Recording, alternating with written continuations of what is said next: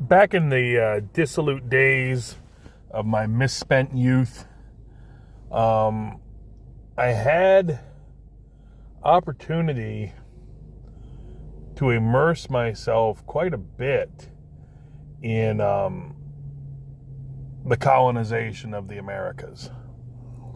I grew up not terribly far from a park called Renfrew, which had a lot of historic significance. I think I'm going to screw this up now, but I want to say like there were two girls. The Renfrew girls had been kidnapped by local Native Americans. I can't remember what tribe it was, and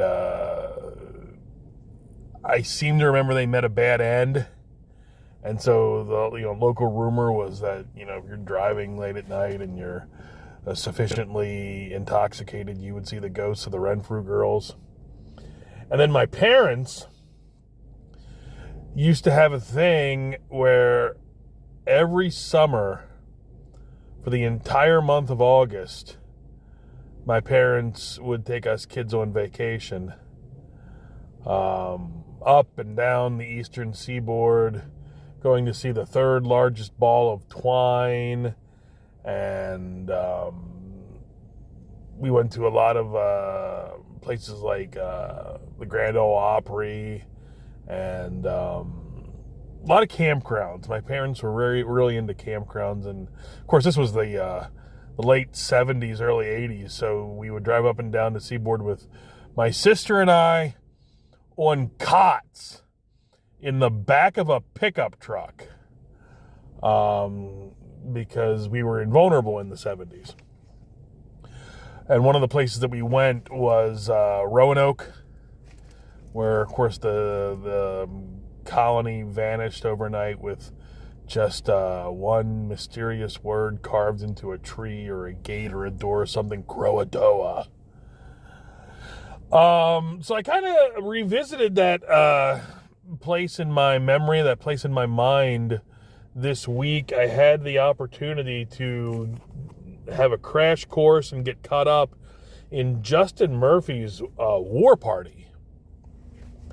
The first thing I have to say about War Party is, there's always the eternal debate in comic creators about, action and story versus world building.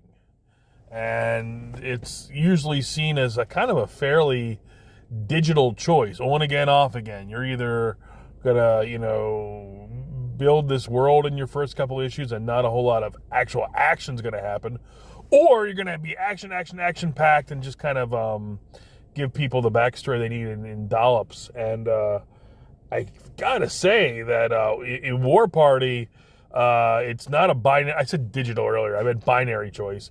In War Party, it's not a binary choice at all. You're going to get all the world building you could possibly want and all the action you could possibly want. And War Party comes with some pretty cool auxiliary books. I got the War Party handbook. I'm going to mispronounce her name. Diani, I'm going to say Diani. Diani's War Diary. I got that, which is nice, hardbound.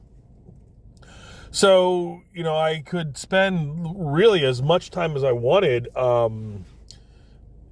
just kind of immersing myself in the world of War Party.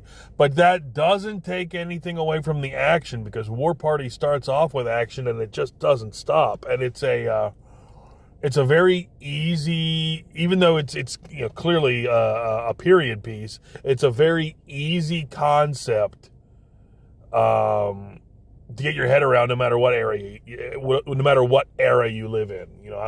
I'm a father, and so I can certainly understand how if someone made off with your daughter, you would hunt them to the ends of the earth, and you would undertake dramatic and drastic measures to make sure that you could keep the pursuit up, which is what happens in War Party. So I'm thoroughly enjoying it. It's obvious from what's going on before, and I don't know how the heck I slept on this, because I've scrolled back. I've seen that this thing's been around since 2020. Well, I'm just now getting caught up, and like the man says, any book you haven't read is a new book. But it looks like there's the story's going to keep going into the future, literally. So I'm very excited to stay with this story. I'm a convert now. Whenever I have a habit that I don't even think about anymore. It's just habit and custom. Whenever I back something on Indiegogo, they give you that option, share your support on Twitter, and I hit the button, and then it says, help make it happen for such and such, and you can tweet that with just a push of a button. And when I remember that when I tweeted, that I had backed War Party, I remember getting a lot of comments, like, welcome to the rabbit hole, or, welcome to the time commitment. And I see what they were saying, in that you do get sucked in. You get sucked in a big way. You get sucked in, and it's a total rabbit hole. You get sucked in. You are going to spend time on this book because, in many ways, reading this book, it's almost like a trip, in the sense that you just keep going further and further into it, like Alice, through the looking glass, and the next thing you know, without even looking up, friggin' 6 hours have gone by. So that's something to be said in favor of the franchise as well. So high marks to Justin Murphy. I think he goes by Professor Murph on Twitter. And you've got a customer, and I'll be here for the next chapter. This has been Tom Tuttle.